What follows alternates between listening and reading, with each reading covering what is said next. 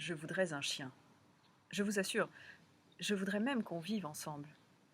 Quand je m'abandonne à la rêverie, je nous vois tout au long du jour, franchissant forêts et marécages d'un pas hardi, la nature à nos pieds, seuls à deux dans un silence complice. Moi, contemplant du monde les beautés. Lui, reniflant une perdrix morte. Moi, le sifflant. Lui, filant au vent. Puis rentrant à demeure, épuisé, mais heureux. Dans ce rêve, mon compagnon est un chien de chasse, un setter irlandais pour être exact.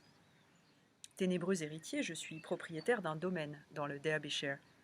Je parcours les landes à cheval, je porte d'élégants favoris, des guêtres en cuir, une veste en toile cirée. En 1814, le barbour n'a pas été inventé.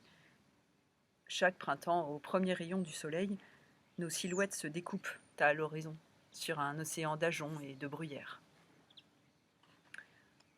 Un chien de chasse, ce n'est pas du tout une bonne idée, conteste mon père, qui trouve souvent que ce n'est pas une bonne idée. Si je n'ai pas le goût du sang, si la perspective d'un carnage de perdreaux ne me réjouit guère, je m'en tiens à mes premiers désirs. Je veux un animal fin, éracé, à l'odorat sensible et au galop véloce. J'imagine mon setter.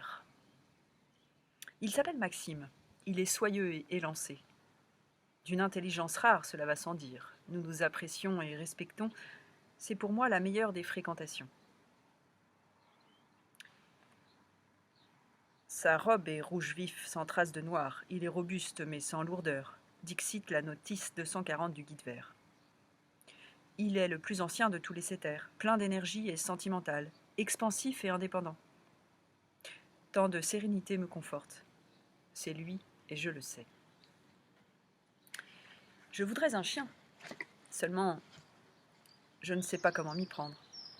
Évidemment, je n'ai jamais vécu avec quelqu'un, du moins pas de façon durable.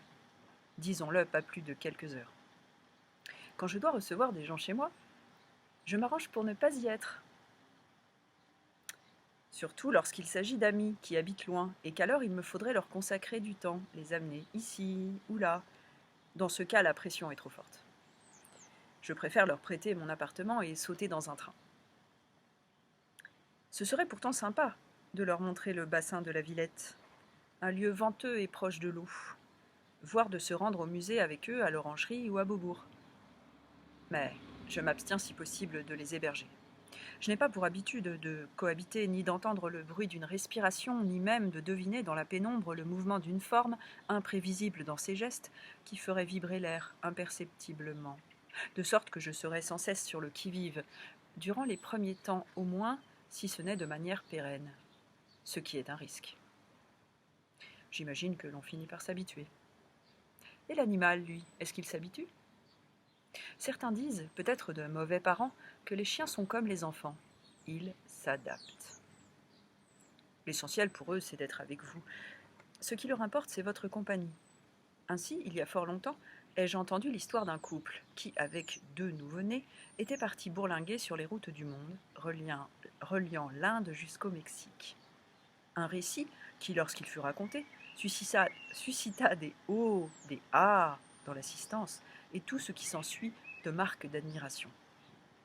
En aurait-il été de même si j'avais mentionné cette vieille dame autrichienne qui, en plein Paris, logeait un dog allemand dans 18 mètres carrés ? Rien n'est moins sûr.